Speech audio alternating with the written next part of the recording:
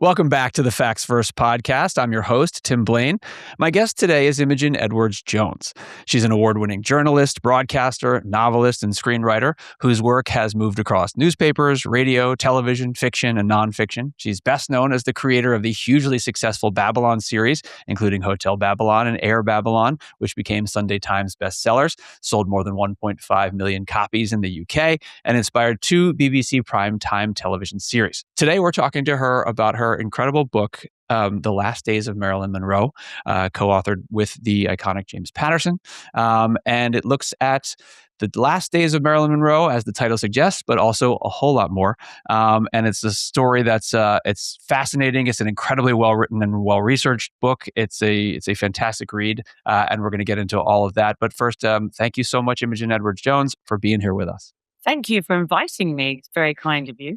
Of course. And I know that you are, one needs only to go to your website and look at your long list of books to know that you're always working on something. And I know that it's been a minute since you were working on this and now you're in the throes of other books. So I appreciate you talking to us. I'm sure you did publicity for this when it came out, but thank you for discussing this again. Well, actually, it's the 100th year since she was born. It's her centenary this year. So I've actually been doing quite a bit of Marilyn in the last... Oh, good. Okay. The last few months, yeah. Yes. Okay, that's fantastic. Okay, good. So we're not we're not being inappropriate. And also, I want to talk about your broader career too. I was struck by the fact that, and I don't know how common this is, but you're equally successful or very successful in both fiction and nonfiction writing.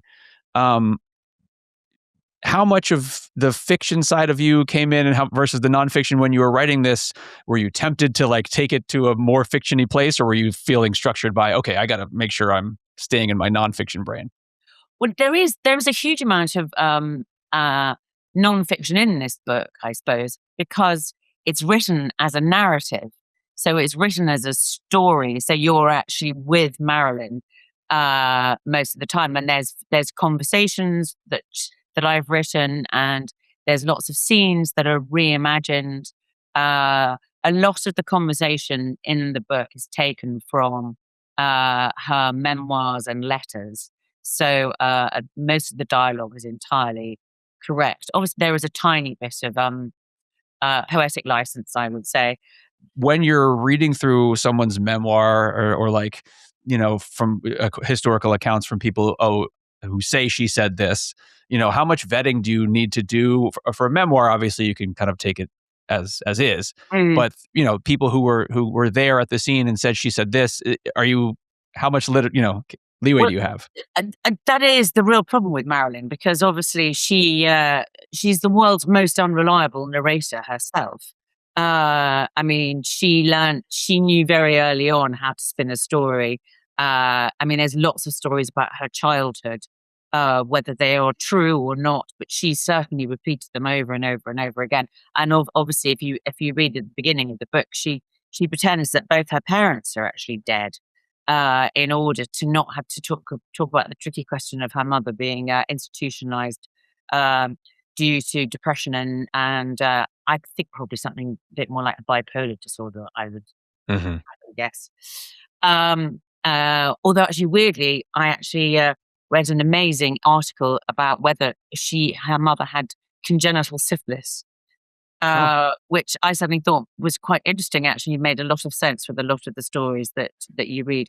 But yes, the truth of the matter is, because she was pre-internet and because she was a lot of the articles, the cuttings that you would normally be able to research and find, you would have to go to proper big old-fashioned cuttings libraries, which is what I used to do originally when I was a very young journalist before the internet.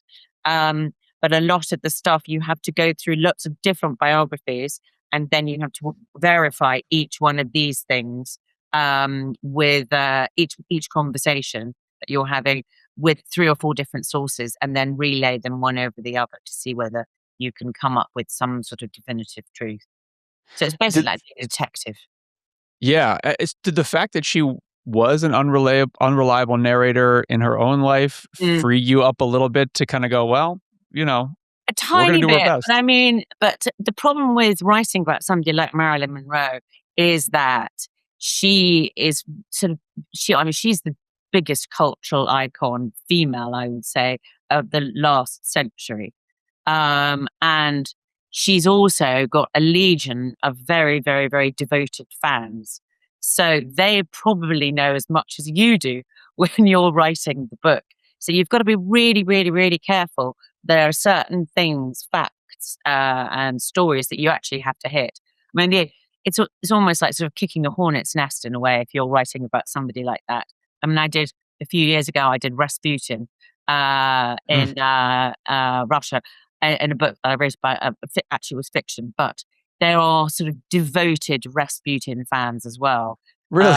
Yeah, there are various sort of people who incite that sort of fandom in them, and Marilyn is one of them, and Rasputin is another, and people really love them. An old school, unreliable narrator for sure, Yeah, Rasputin. it was. Like It was, yeah. But so that's so you have to be really, really careful when you're writing a book about somebody as iconic as Marilyn. You have to absolutely hit all the facts, and no detail is too small. People really know their Marilyn stuff. So you have to, I mean, I've got lots of books behind me, but I mean, I have an incredible Marilyn library, which has all got tiny, tiny, tiny little bits of sticky tape over everything, and everything has been annotated. So and then you have to cross-section everything. Anyway, yes, it's very detailed. I would imagine that people who are diehard Marilyn fans have to then be people who are aware of all of the struggles and troubles and issues that she had. I feel like the casual fan would be the ones who would be like, how dare you write that about Marilyn? She would never do that. If you're a real fan, like, this life she led. Yeah, absolutely. And so it's quite difficult to find anything new and shocking, I suppose. But what's interesting is because we do now have the internet, you can cross-reference so many different things. And also you can find out, also if you go about it with an active brain, you can suddenly start piecing things together and you think, oh, well, maybe that's the reason why that happened. So therefore you can take the narrative slightly in a slightly different direction, which I hope is what I've done here. Absolutely. That was one thing that struck me, is that as you read the book, you very cleverly lay little breadcrumbs throughout. There's definitely some narrative streams that you see, and obviously we all know where the book ends, per se, like, so to speak. We know she dies, and this is a discussion into that. But I liked the way that this book, and by the way, I said it in the intro, for anyone who's watching or listening to this, like, this is an incredible book. If you're a Marilyn fan, or if you're just a casual fan, or you just want to know some good history, check this book out, because it's really, the title says The Last Days, but it is a really thorough and interesting look at her whole life. But there's an interesting few threads where you're like, oh, okay, which also then lead to sort of the questions about her death. There are sort of, you really lay in things like issues with pills, issues with, and suicidality and mental illness, and then, of course, relationships with people who might have done her harm, things like that, where it's like, you go through the book going, this could go any direction. Also, what's interesting is, having read a lot of the biographies, most of the books are written by men. And as a woman, I felt I had a certain sort of sympathy and empathy for her, and her sort of journey. And I use that in that very annoying way, but her journey, because she was very much on her own. She was very vulnerable. And, but also what I realized quite early on is she was a lot cleverer and smarter than anybody gave her any credit for. So a lot more of her, she was less of a victim, actually, than I thought she was going to be. And also she was a lot more intelligent than I thought she was going to be. And, she's one of the first women in Hollywood, if not the first, to have her own production company, Marilyn Monroe Productions. She was very clever with money, although she really didn't value it at all. She gave away incredible presents. Like, there's a brilliant story about Frank Sinatra buying her a huge pair of emerald earrings, which she thought he was going to give her an engagement ring. And he bought her these enormous emerald earrings, which she just gave away about 3 days later. I mean, she didn't get the ring that she wanted, so therefore these amazing, huge emerald pendants were worth nothing to her. So she was amazing like that. And I think she was very conscious about never having finished school. And so she was very keen on reading and very keen on being a sort of an autodidact. She was self-taught. She studied very hard. She was for me, a much more interesting character than I thought she was going to be. I thought she was just going to be sort of, just a pretty dumb blonde, which a lot of the early books, really portray her as that. And she is Interesting. portrayed as a victim, obviously going from one Kennedy to another Kennedy and all Yeah. that sort of stuff. The men in her life did not treat her very well. But at the same time, I don't think she treated herself very well either. I mean, she sort of, at the end of it, I don't know what you're left with, what you felt at the end of it all. I just felt what a terrible waste of somebody who didn't value their life very much. I mean, she died at the age of 36. I mean, that really takes some going to abuse yourself so much that you die at the age of 36. Yeah, I mean it's certainly important to note that there's an argument for a murder Yeah. case, there's an argument for an accidental overdose, there's an argument for suicide, Yeah. but regardless of that, she really was, as you just mentioned, like she's not setting herself up for a long life the way she lived. I mean, there was and it was very accepted, I guess, pill usage in those days, especially in Hollywood. It wasn't. I feel like she didn't even really need to hide it very much. It was just like, oh, take pills. No, I mean, that's what's so extraordinary is the level of alcohol and drug abuse. I mean, obviously, Hollywood is no saint now, but it just seemed to be absolutely normal. You would have uppers, downers, cocaine to get you through the day. I don't think it's almost like they just thought, well, but it's like taking Smarties. What would you say in the UK? Taking, I don't know, whatever they have in America, it's little small sweeties. It just seemed to be sort of. I mean, I suppose we're quite kind of used to bad behavior, but the level of bad behavior at that point in the 1950s was absolutely extraordinary. It was accepted that she was drunk a lot of the time. It was accepted that she would be on set, 4 hours late, 5 hours late. I mean, I think the days of that, people turning up incredibly late on set, is more or less over, simply because it costs so much money. Right. The idea of Marlon Brando turning up 2 days late. I mean, that still probably happens a bit, but I think you have to be such a huge star in order to be able to behave that badly. Mostly big stars don't behave badly because it's just not worth it for them, is it? Right. Nowadays, you have to really craft your image, and that includes Yeah. people who are really watching for that. Yeah. I was struck by this. You mentioned this duality that she had, and I feel like there are just a whole set of dualities to her, which most casual fans might not be aware of. Um, you mentioned her being very not meek, and she created this production company. Mm. There is an element to me, she was very aware of her lateness. She would show up late all the time. And there was obviously, if you can't sleep until 4 a.m. and then you have a 6 a.m. call time, and you're on pills to help you sleep, you're going to sleep through it. It was interesting. It almost felt like she held that as a place of power too. Like, they're going to wait for me. I'm not going to, I don't have a lot of control. The studio controls me. This controls me. Men control me, but I can control some things. And here's one little thing. Yeah, there's a very, very funny scene in the book when she arrives for a dinner with JFK in New York. And she spends hours. I mean, there's a whole process. Also, the facade of Marilyn Monroe is this incredible process because, that obviously isn't her name. Her real name is Norma Jean. So in order to become Marilyn Monroe, it is like putting on a mask in a way. So she would have a bath with a huge grate with Chanel No. 5 in the bath, which I did try, by the way, only because I wanted to know what it felt like. She put a huge amount, masses of Chanel No. 5. It must have stank the place. Yeah. Her whole aura was Chanel No. 5. And then she's sitting naked in her apartment, and this poor lackey who is trying to get her to go to the dinner. arrives and he sits outside, I think, for 3 hours. Well, she does nothing but just faff around in her bedroom. So putting on a little bit of hair.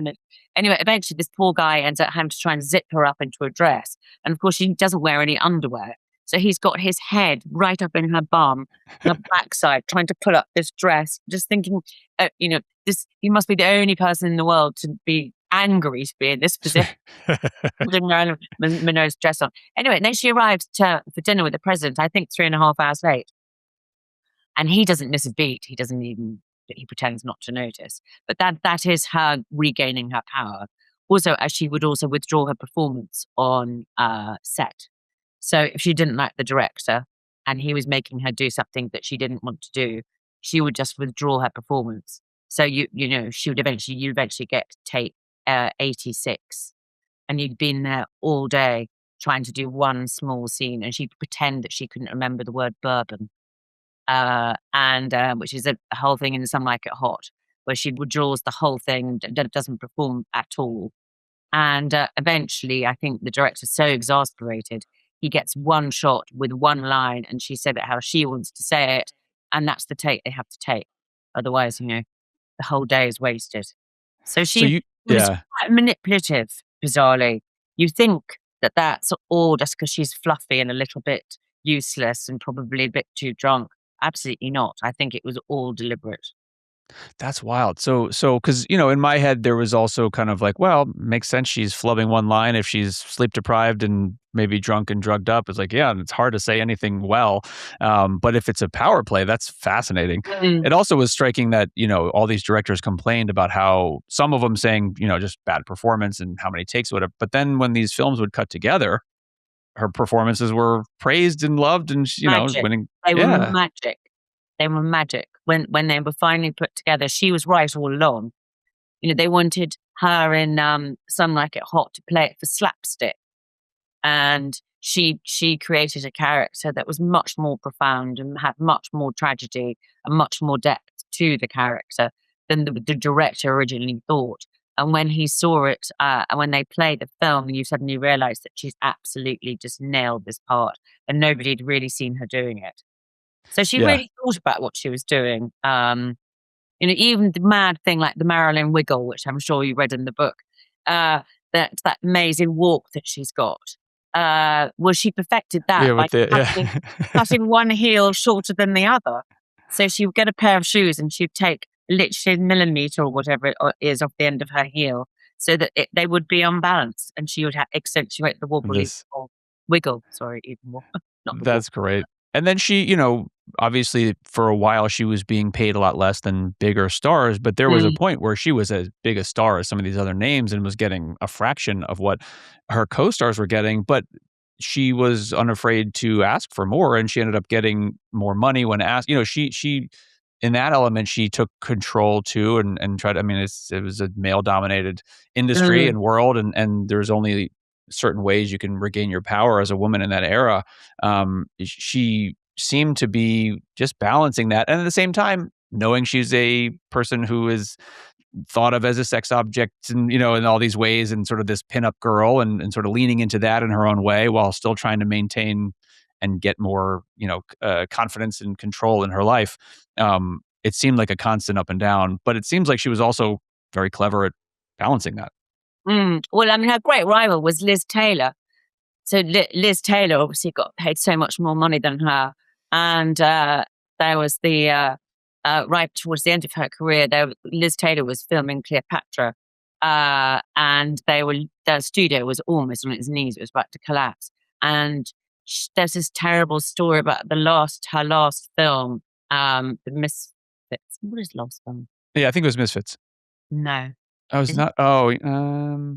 Something's Got to Give. Something's Got to Give. Yes. Okay. Something's Got to Give. Sorry. So when she's on the set of Something's Not to Give, which is her last film, they give her the most pathetic birthday cake, which they sort of clubbed together on set for. And I think Dean Martin arrives with a bottle of champagne, and that's her last send off. Which is the last time she sees most of the cast and crew.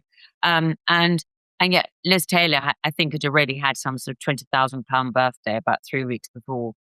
So she was very much, Liz Taylor was very much her rival, and Liz Taylor was being paid a lot more than her. Yeah. Yes. Yeah. So for all her smarts, she wasn't quite True. as Yes. as smart as you would have thought. Yeah, but then there's also, it was interesting, she obviously famously had several, marriages, and the earliest one was a much different situation than DiMaggio or Arthur Miller, Yeah. but I found it Lucky interesting. Jim is his name. That's Lucky what everyone Jim, calls yeah. him. Lucky Jim. And she Yeah, right. married him on literally 3 days after her 16th birthday Hmm, in order not to have to go back to the orphanage. right. I mean, it's a terrible story, that. She Yeah, was so naive and very sweet and had no idea what she was doing, and ended up marrying this rather strange man who marries a 16-year-old so they don't go to an orphanage? I mean, someone needs to ask him that question for a start. yeah. You can see why she did it. How much of her, and let's talk a little bit, her childhood, obviously, yeah, her father abandoned her. She tried to reach out to him a couple times and he refused, Mm. even when she was this famous star. Her mother, as we talked about, was in and out of institution. But the father is interest, maybe in terms of there's a stream of the type of men she was attracted to, the type of men she sought help from, type of men she didn't accept help from. What do you think the effect of, quote unquote daddy issues propelled her? Well, her daddy issues were so enormous that she used to call every single one of her boyfriends or her husbands daddy.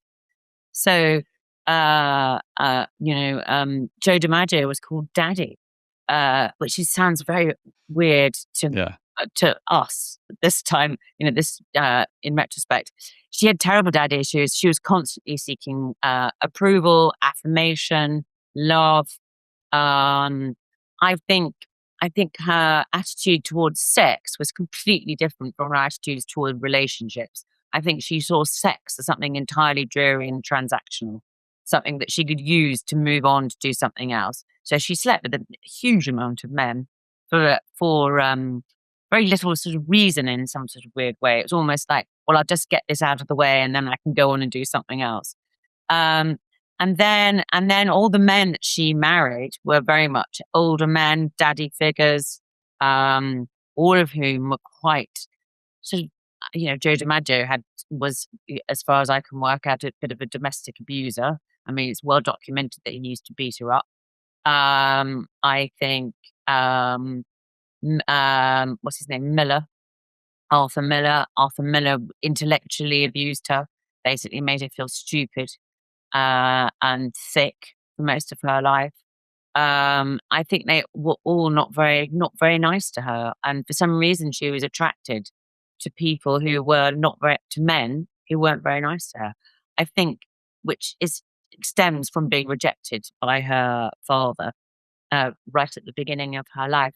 I mean, if he even was her father, I mean, nobody quite knows who her father was. hmm, And when she did seek out her father, he rejected her wholeheartedly. She famously called him on the way driving. She decided to drive to see him one afternoon when she found out where he lived. And she called him on the way and he refused to meet her. And yeah, at that point, she was really quite well known. So you'd have thought, even out of curiosity, you would want to meet your daughter. yeah, right. Um, Yeah. No. and yet, just another of many just tragic circumstances of her young life, Mm, being in and out of foster homes and orphanages, and yeah. not really knowing your parents, and just, how much of the overall, let's say, tragedy of the end of her life did this feel like stems from just that, versus like how hard it is to be the most famous person in the world? That comes with its own challenges. Well, but she was brought up in sort of Dickensian poverty. Yeah. It's extraordinary to think about it now. I mean, there's terrible stories about her and the orphanage. She never had any clothes.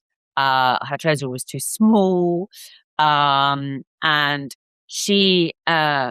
think she never felt valued as a person. I think she always felt that nobody really cared if she lived or died, which is, I think, what what happens towards the end of her life. I think she felt that. And there's a very terrible story when she was, her mother finally rescues her from the orphanage, and they live together in a house in West Hollywood. And she is abused by an actor. He's English, actually, an English actor who's lodging in the house. And her mum's got various amounts of lodgers. And she goes to her mother and says that this man has done this to her. And her mother says, "Oh, well, never mind. Don't worry. Just ignore it." And what she learns then is that her mother can't afford to get rid of the actor. So Marilyn is worth less than the rent, if you see what I mean.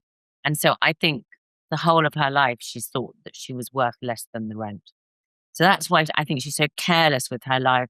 She's so careless with what she looks like. I mean, she's such a beautiful woman, yet she did absolutely everything in her power, not to look after herself. She's not a woman who ever made the best of herself. Like lots of women do these days, they all sit there and look after themselves and go to Pilates and all that sort of stuff. She's not like that. I mean, if she can possibly destroy what she's got, she will do that. Yeah. It's and then she, is a little bit of the luck of the draw in terms of who you end up meeting and who the kind of circles you end up in. Mm. Obviously, she was close with Sinatra, and then there's the whole Kennedy's thing. But there's this. She ended up in this weird sort of mafia versus politics DC circle towards the end of her life, and that's obviously that wasn't her world for her life, and ultimately that may have caused her demise as much as anything else. Did you get was there a pivot point that like it felt like, okay, this is when she went from just like budding star Joe DiMaggio, Arthur Miller, and then all of a sudden now she's connected with sort of some shady figures and high powerful political figures, and now that kind of really changed things? Well, I think Frank Sinatra had quite a lot to do with all of that. I mean, he seems to me to be the linchpin between all of that. So he's obviously in the Rat Pack. So and through him, she meets JFK. He's also involved with the Russian, not the Russian. He's also involved in the Italian mafia. And I think it all comes to an apex in the Lost Weekend in Cal-Neva, which is when she goes and I think is absolutely raped and tortured and everything for that weekend, and comes back in this terrible mess, which happens towards the end of the book. It's the last Mm. weekend before she dies. Mm. And Frank Sinatra is there, and JFK's sister is there, but then disappears very quickly when she sees how the whole debauchery of what's going on. It's a hotel on the border. Do you know where it is? Between right on the California-Nevada border, Oh, and okay. Okay, sure. that's why it's called Cal-Neva. And obviously in Nevada you're allowed to gamble, and in California you're not. So the Right. rooms were in the Californian bed, I and love then that. then Yeah, the gambling was over the border, over the other side. clever. But Frank Sinatra was supposed to be involved in it, and it's a very famous weekend where she gets choppered out, and to go then stay there for the weekend, and she comes back without her shoes on. She arrives in Los Angeles at about 3 o'clock in the afternoon on the Sunday, and she looks like she's been through the ringer, Mm. and she's got no shoes on. And it's supposed to be that when that's supposed to be the sort of where her downfall basically stems from, was that weekend. Let's talk a little bit. I mean, the book opens with her death, Mm. and the circumstances in which she was found, and then right away there's mention that I think it was the first officer who arrives asks the question, where's her glass of water? She overdosed on Yes. pills. There's no water here. No. So immediately in the book, at least, we're immediately taken off in this direction of like, oh, that's interesting. Let's Mm. you know, can you talk a little bit? I mean, do you have a definitive thought on what happened, or are you kind of in the like it could be one of these few things? Oh God. I mean, it's the best conspiracy of all time, isn't it? The beautiful woman dies. She's naked, holding her telephone, and her Eunice Murray is the woman who's her housekeeper. So Eunice is supposed to have woken up at 3 o'clock in the morning and seen that Marilyn's light is still on from underneath her bedroom door. And she had 2 telephones, Marilyn, a pink one and a white one. The white one was the one that she had in her bedroom, and she would lie in bed, take lots of pills and drink lots of alcohol and talk to people all night long because she could never sleep. So she would, you could get a 3:00 in the morning call from Marilyn if you were one of her ex-lovers, friends, or whatever. That would be totally normal. She'd ring you at 3:00 in the morning and want to chat. Whether she would remember talking to you the next day would be a different matter. Anyway, so Eunice Murray wakes up and supposedly is disturbed and sees the light on. Anyway, the door is locked. But Marilyn famously never used to lock her doors because she was terrified about being locked in due to the fact that she was in an orphanage for most of her early life. So she hated locked doors. So the idea that her bedroom door was locked is already weird. Then Eunice goes round outside and sees through the bedroom window that she's naked, lying on the bed, holding her telephone. And she breaks the window, breaks in, can't revive her, and then all hell breaks loose. That's supposedly the story. But there are so many other stories about whether she died much earlier in the day. There's one story about whether her body was actually helicoptered out and then helicoptered back in again, because there was evidence of helicopters around the area during that period. There is a story that Bobby Kennedy came and they had a massive row, and then he administered something, and then she died much earlier in the day. It is the ultimate in conspiracy theories, how she died. But what is certainly true is that in the autopsy there is more barbiturates in her system. To kill about 8 people. She's got that many barbiturates in her system, but there are no pill cases in her stomach. So for her to have ingested those pills, she would have to have taken, at least 10 or 15 pills, and they are blue, the pills, so they would be quite easy to see within the system. They're not there. And her autopsy was botched. The results were never collated correctly, and all her phone records disappeared on the night that she died. So, and that's enough to put, as we would say in the UK, the cat amongst the pigeons. That's enough for you to say, oh, okay, well, this room doesn't read right. And there are, that's true, there's no glass of water. And also she was for the bruising on her body due to rigor mortis was the wrong way around. So the body had been turned, basically. Yeah. So she's found on her stomach, but actually her back and her buttocks had sort of pooling. It's called pooling from the blood. So she died on her back rather than and then was turned over. Yeah. Can you talk a little bit about her little red book? Oh well, this is my favorite bit of God. No, she's a real person. This is not my favorite bit. This is an interesting bit. This is a very interesting bit. Is that she famously had this thing called the Little Red Book, which was a notebook that she wrote details in. So it was something of a diary, but mostly it recorded interesting conversations that she had with people. The problem was the people that she was having conversations with were very interesting. And so they had a lot of state secrets in them. It was mostly she kept notes of these things, as I said earlier, about her not being able to remember if she'd had a conversation with you at 3:00 in the morning or not, because quite a lot of the time she'd be on drugs or had drunk too much champagne. So in order to make herself not feel stupid, she would take notes of a conversation that she had had. And the problem was that she was having conversations with Bobby Kennedy, Bobby Kennedy at that point, not Junior, Bobby Kennedy. And he at that point was the Attorney General. So he was in charge of a lot of state secrets, like, for example, the Bay of Pigs, the nuclear experiments in Nevada, and trying to get rid of Castro, and various other extraordinary events. And she had written all these down, these conversations that she'd had with him, in her Little Red Book.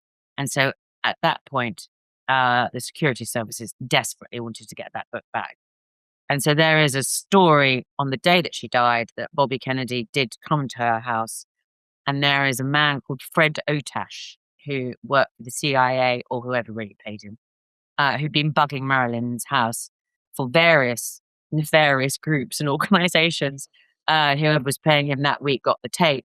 And there is a story that he says that there was a sort of, all you can hear is the clack, clack, clack, clack, clack of Kennedy going through her wardrobe with her hangers smacking each other as they just going through the wardrobe as he's trying to find this little red book. It's never been found. Oh, really? Okay. Yeah. I guess we'd we'd probably know if these huge state secrets came out via Yeah. Marilyn. Yeah, but it was just her taking notes. I don't think she was Yeah. planning to sell them or anything. But I think she'd had reached the end of her tether with the brothers, as it were, because after she'd sung Happy Birthday, Mr. President, she never saw JFK again. That was it. She was exorcised from his life immediately. And despite the fact that she'd constantly called the White House, trying to speak to him, and he never took her call again. And so then she fell in love with the other brother. And I think she just realized that she'd been passed from one brother to another and just couldn't cope with it all. Yeah. She was threatening to go to the press on the Monday. Right, which then leads before to he more died. conspiracy, just Yes. sort of, that this powerful family was potentially gonna be taken down by this. Exactly, yeah. And then there was her Sinatra relationship, is, and then obviously his connection to the mafia. He was very upset by that. There was that weekend where they were all supposed to stay at his compound or his place, and then JFK's people said no because there's all this mafia. You can't stay there, and then he stayed with Bing Crosby instead. And then And there's he so smashed many. up the helipad. Right. My favorite story.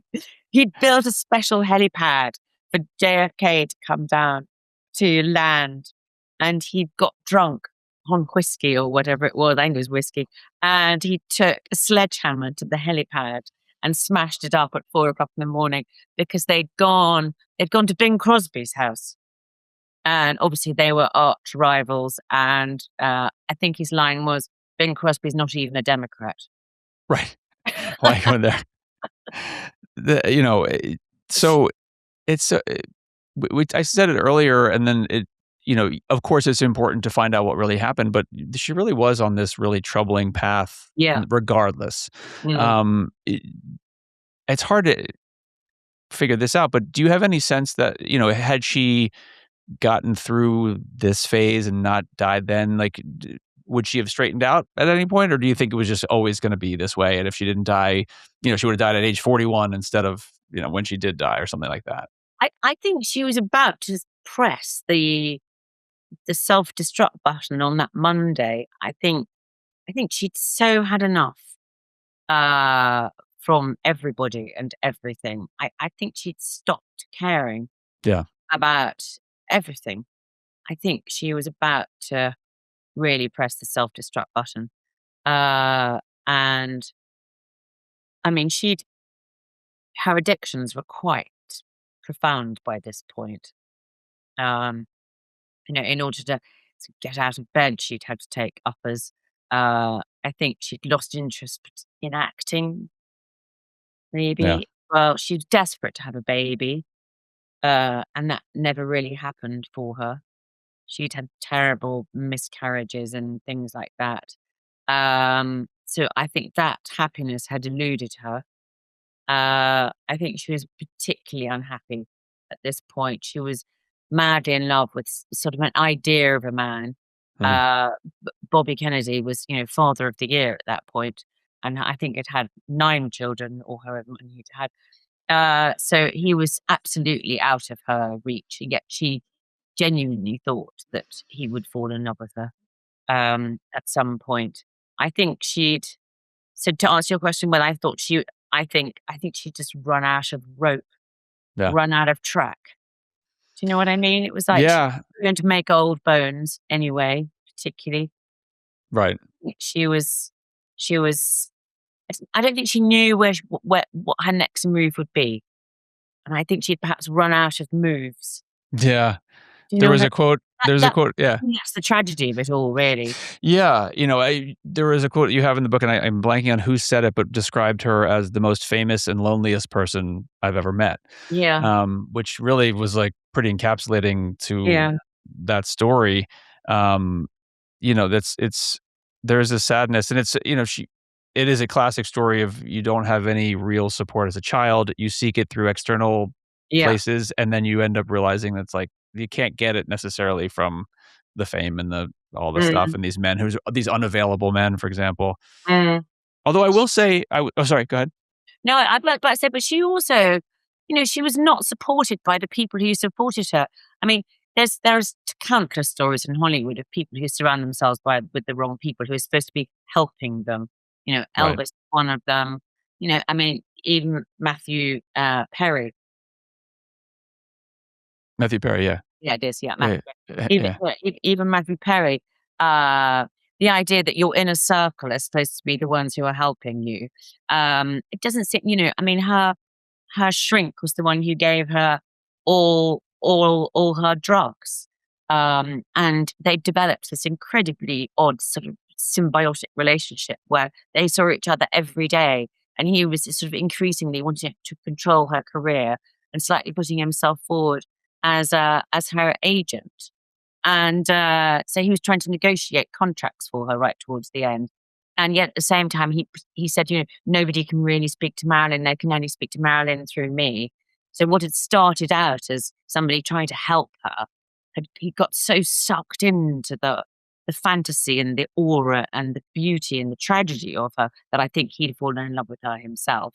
And she told him her secrets every day, and he was then supposed to be obviously a Soviet asset. So there was that going on as well.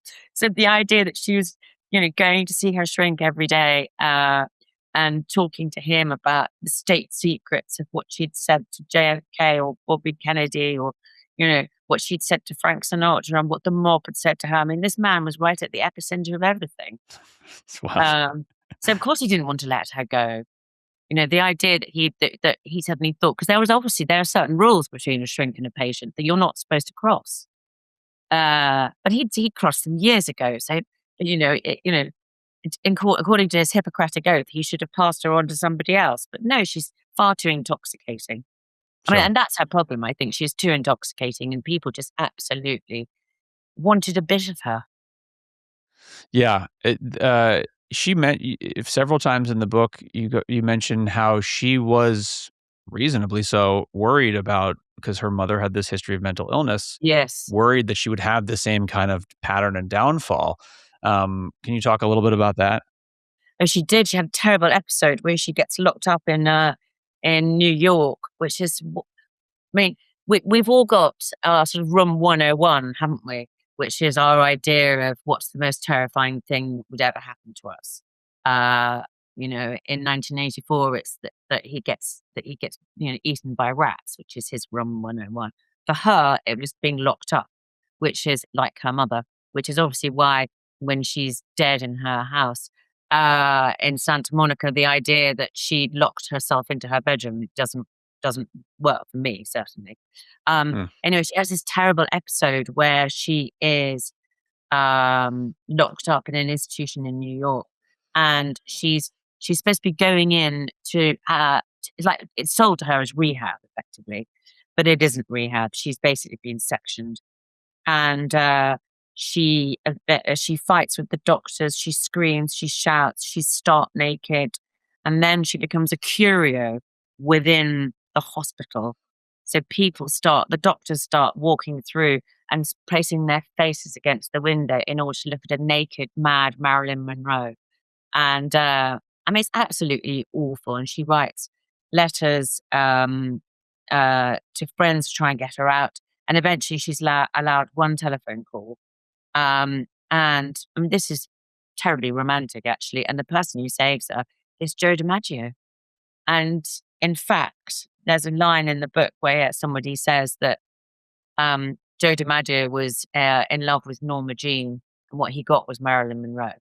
Hmm. And so he has spent his whole life in love with the real Marilyn.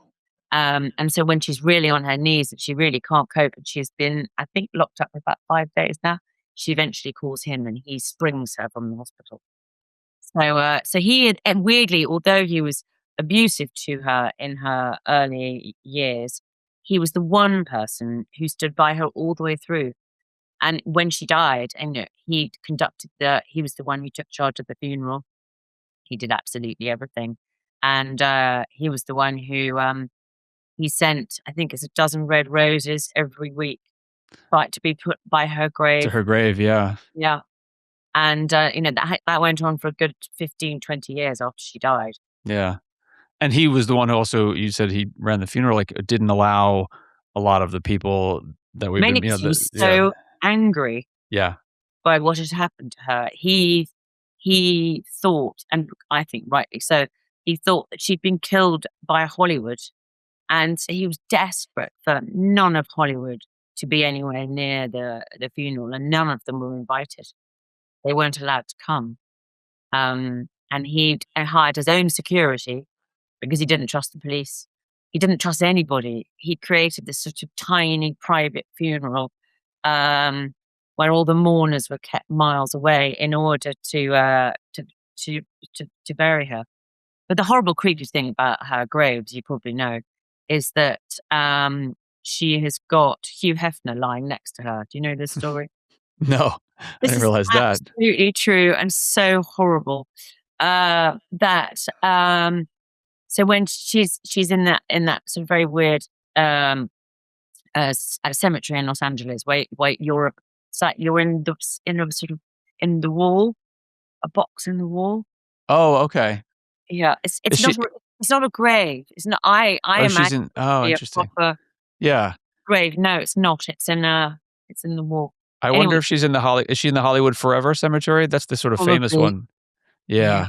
I'm not sure. Okay. Yeah. And so Hugh Hefner spends $150,000, which is a lot of money at that period. Well, still is a lot of money, but it was a lot of money then. So that to buy the grave next to her, so that he could lie next to Marilyn for eternity. Wow.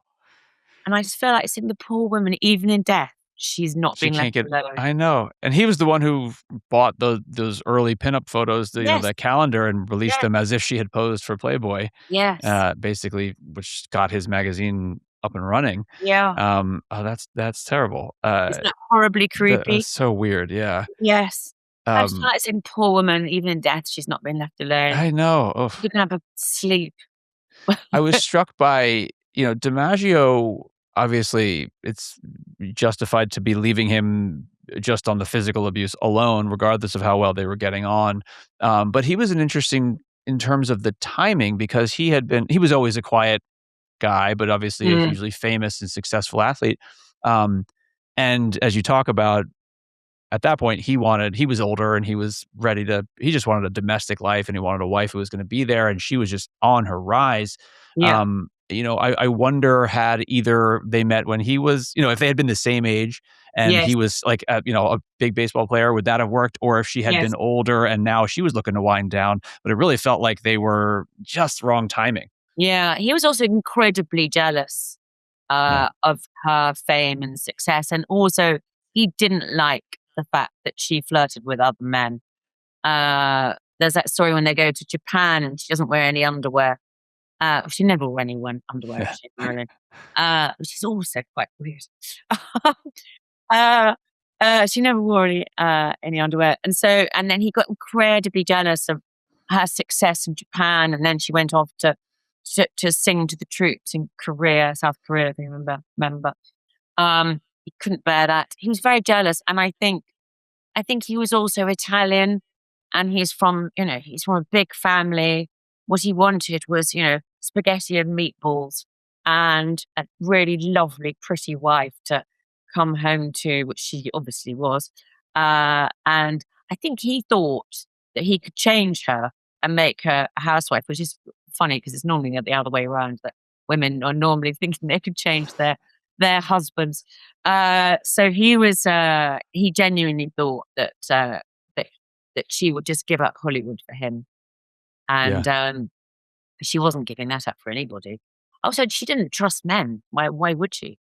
Right. So therefore, it was very important to her that she had her own freedom and her own money. Uh, and the sad irony is that that house that she bought in Santa Monica, that's the first and only house she's ever owned. Mm. And it was you noted it was it was a fairly simple house. It was just private, No, but it was not an extravagant mansion.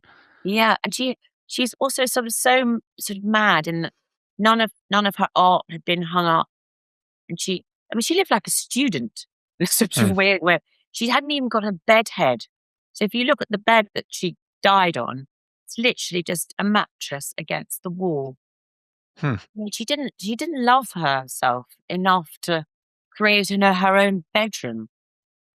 Do you know? Yeah. So bizarre if you look at the photographs of the bedroom that she died in. It's incredibly basic. So there's no beautiful dressing table. There's no Yeah. divan to lie on. There's no diva in any of it, which I found quite bizarre. You'd have thought she might have some incredible fabulous bed head. No, it was entirely practical. It was almost like she'd just moved in, but she hadn't. She'd been there for a year. Yeah, it strikes me that she also had spent so many years at that point having everyone else sort of designing what her life was gonna be like and what she Yeah, should look like, and here's what you should wear and that, and I wonder if she gets home and she's like, "Ah, great, I just whatever." Like, "No one can yeah, tell me how to make this room, I'm just gonna make it whatever." But that that's just conjecture. yeah. What Um, looks like, I mean, she's almost like she hadn't unpacked. It was yeah. like she was off somewhere else in a minute, just in case. I don't know. It just if you look at it, it's a very pretty house, but it's very unloved, much like Yeah. What do you take so, obviously, in the years since, she has endured as, you know, perhaps one of the biggest cultural figures, mm, certainly in Hollywood and maybe, in the world in general. What's your take on her now? I mean, do you think that it's so much of it is because she died young? Do you think if she, where do you see do you think she will continue to be a huge cultural figure? absolutely. I mean, it is. I mean, if you're sort of trying to sort of if you were constructing an icon Hmm. for if you were AI and you were going to construct an icon Right. or a Hollywood producer, if you were going to do that, if you were going to construct an icon, you couldn't choose anyone more perfect than her. I mean, it's the true American story in a way. She's rags to riches. She's from orphan to uh, everyone's everyone's lover, I suppose. She's she's so beautiful. She's vulnerable. She's incredibly sexy. She's sweet. She's kind, talented, and she dies young in this terrible mystery of which who nobody really has ever got to the bottom of. I Hmm. mean, the files are still shut in most in they're impossible to get open. And also nobody ever was held responsible for her death. They all disappeared. I mean, half of them flew out the next day. Nobody was ever questioned.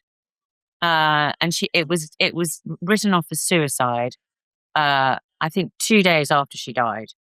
And the law in California is, I've discovered that in order to get a case reopened, if it's suicide, you have to have a serious change in circumstances, i.e., some incredible piece of evidence that comes in order to reopen the case. And nobody's ever managed to get it reopened. Hmm. So yeah, it's well, also it was just before the era where things could be so much more easily swept under the rug and just like nobody Yeah. asks questions and we move on. And I heard it in the newspaper and that must be true and all that. Yes. Yes. Yeah. But yes, and I think as an icon, I think she's that perfect sort of untouchable beauty that she's very like Princess Diana, I suppose, in Hmm. that that beauty is held an aspect forever.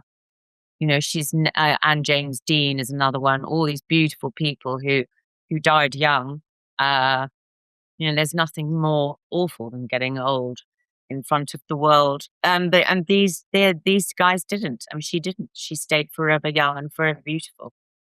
Yeah, yeah, and she talked about it was fascinating that even as she was very successful, she talked about wanting her life to end kind of openly, like maybe not Oh, in public, but to people she knew.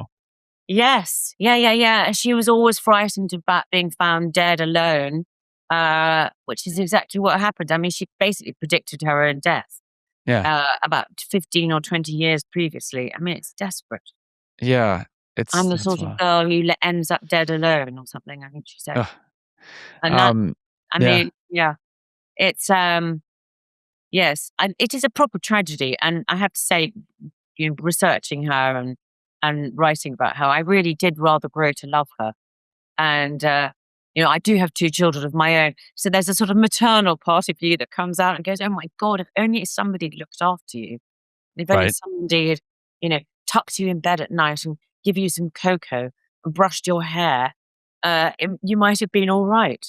I yeah, think we had so little love and affection and mm. so little intimacy and so little um, nurturing as a young child that she was, she couldn't cope with the brutality of the world. Well, I appreciated the fact, I mean, when you look at the title that, it's talking about the last days of her Mm, life, but I do feel like for some people who especially when they're ending in tragic or mysterious circumstances, there's so much of an over focus on their death. mm, And I loved the fact that this book isn't just, I mean, I'm sure there's great books that could be chronicling the one day and that's it, or yeah, whatever.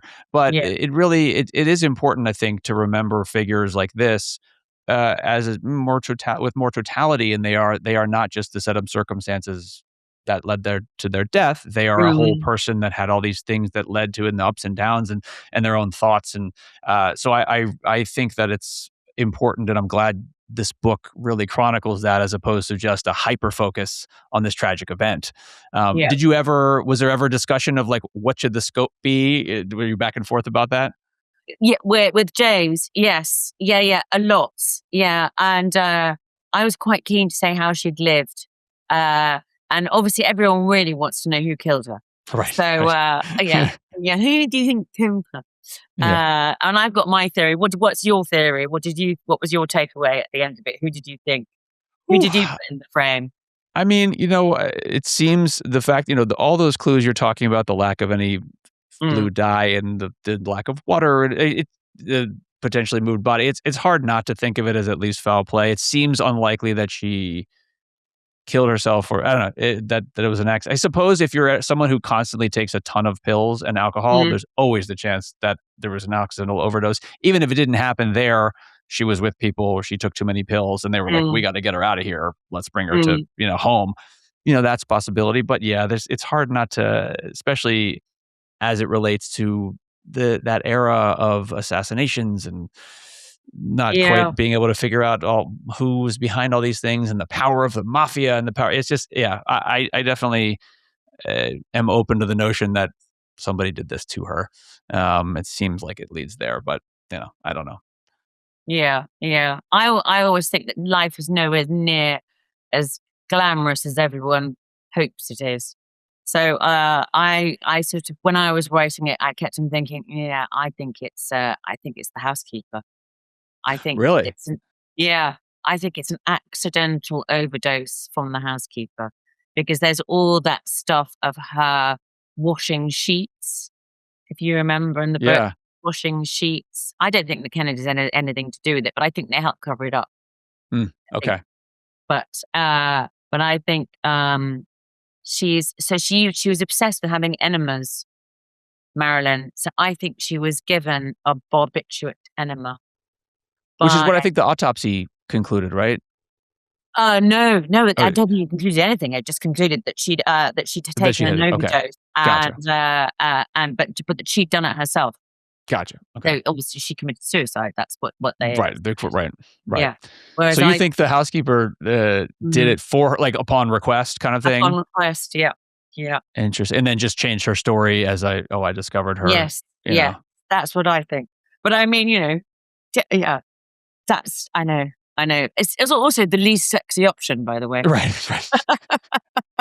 I know, right? And it just, I mean, talk about the timing that RFK was there, and she had this book and had been Yep. scorned by both Kennedys and she was going to come forward, and then Yes. Sinatra and the mafia. So it's like the timing of that is remarkable. Yes, exactly. Exactly. And there is the other thing called the hotshot theory, obviously, which is that she was injected in the hip by some nefarious CIA agent or other. Right. And that, there is sort of supposedly a tiny little injection mark in her hip. Mm. But, I'm hopefully one day we'll actually know. Right. But I mean, that's my theory. And also Eunice Murray, whatever her name's, disappeared overnight and was never, ever, ever questioned. Mm.